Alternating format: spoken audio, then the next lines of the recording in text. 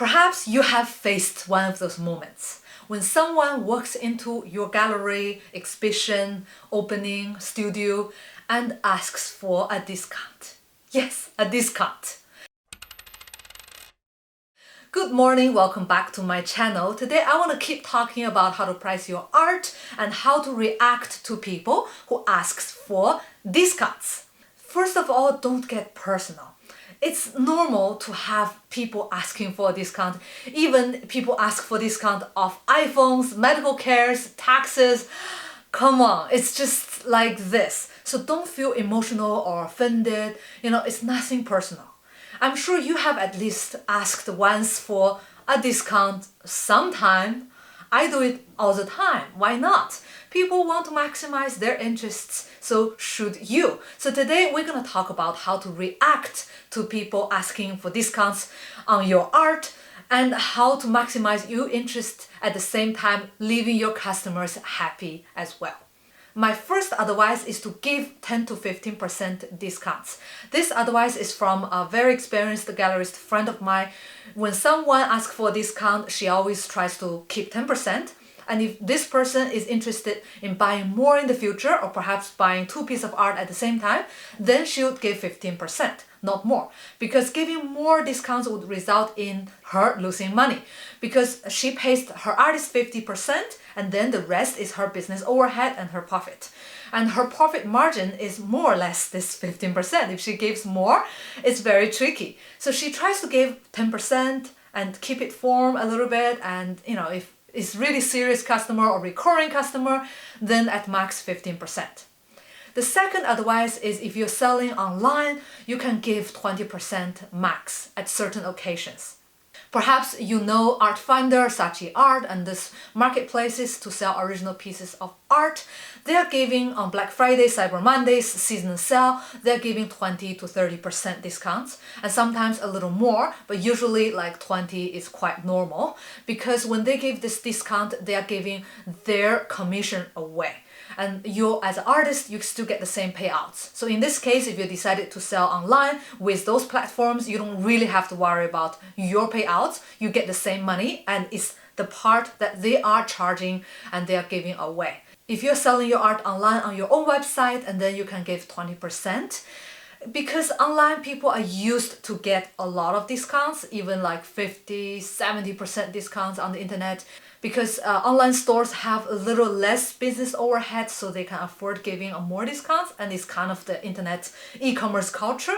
So fair enough, try to give 20% on very special occasions. For example, Black Friday, Cyber Monday, end of the season sale, or like a Christmas sale, or like your birthday if you wish, or like if you win an award, or like a very, very significant life-changing moments that means a lot to you, also means a lot to the community of artists, of art buyers. And then go ahead, make sure that you put out only in special occasions. Otherwise, you're giving your buyers an illusion of the fact your price is inflated. My third advice when someone tries to bargain is, okay, you take 50% and then ask the rest as installments. Because a lot of times people say, oh, I don't have money, I have this large bill, I can't pay for it. And a lot of times it's true. This advice is given to me by the gallery owner friend of mine, this experienced one. She told me that she often sees a lot of young couples who just purchased a new house. They have a lot of mortgage or a lot of bills to pay, and they don't have a lot of savings. What she does is she gives this piece of art packaged and say, okay, you can take it today. You only need to pay 50%, and the rest of 50% you can pay 10% every month in 5 installments. So in 5 months you will be paid in full, and in the end of the 5 months I'll send you the certificates. And she does this for 2 reasons. Number 1 reason is that she wants to get new customers, and it's very encouraging if the customers feels trusted, and perhaps they'll come back and become recurring clients, which is very important for the well-being of a business. And the second reason is that she knows that at least the artist is being paid for the 50%. If this young couple never comes back to pay the last 50%, at least she loses the money on her part, and the artist is not losing the money. And usually if she knows the address and she says, I will send you the certificate in the end of the 5 months, the artwork would have a lot more value with the certificates. So usually people would still pay. At least she told me that she had never been failed, so she trusts people. And if you trust people the same, you can do the same. If when people say, oh, I don't have money, okay, pay 50% and the artwork is yours. The number 4 way to react is to offer an alternative. Yesterday we have talked about in the video why you should offer in every price point possible, from limited edition to hand embellished in the wind prints to a normal print of $10-50. So the fact that you're offering your art to every price, you are giving opportunity to clients who are on budget, or perhaps who are in a dormitory, who doesn't want to collect a real piece of art for the moment, and giving them a taste of how it is like to have a piece of art. And this works especially when someone tries to bargain of a piece of art at $5,000 and say, oh, I only have $500. And that's a very, very large gap between $500 and $5,000, and there's no way you could sell your art at $500, right? So don't do the eyeball rolling, or don't do funny faces, and don't poor shame your client because they are a client. This is the perfect time to offer the alternative, lower priced products to your potential customers, and don't poor shame your customers. There's nothing wrong of wanting to spend $500, even $50 on a piece of art.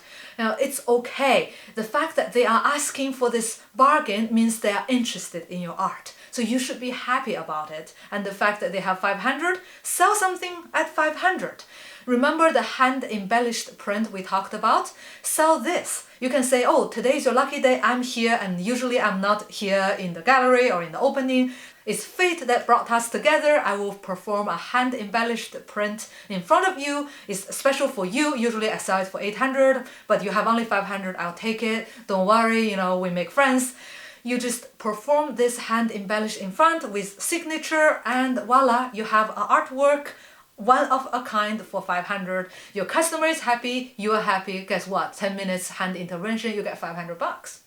A lot of times people bargain not to get a discount, but to get the attention. My last advice to a bargainer who is looking for something that is not necessarily a discount is to throw in a freebie. A lot of times when they want to buy a piece of art, it's not that they want to bargain, is that they want to feel that you really put in a lot of attention, you're giving them a unique experience. So in this case, give in a merchandising, give a print, give a signatured print, something that make them feel that they are taking care, that they are taken seriously, that you want to make a long-lasting relationship with them. So go ahead, throw in a freebie that might not be high in value, but just something to make them feel that they are special and they have received excellent customer service. Last but not the least, if your customers works inside of gallery or send you an email asking for this discount, means they are interested in buying your work. Don't turn them away for not having $5,000, $50,000, even $5. I would try to sell something, a digital file or something. Just make sure that you build this contact. Once they spend the $50, it's a lot easier for them to spend $500 next time. So even if they don't buy anything, make sure that you collect the contact details, phone number, email address, or the permission to send them your promotion or upcoming events or Black Friday sales, something in the future to get them posted and to turn them into customers. Okay, that's all what I want to say, how to react to people who wants to bargain with you. Don't feel offended, keep the good work and keep your smile on, and make sure that you try to sell something. Best luck, thank you very much for watching, see you in the next video.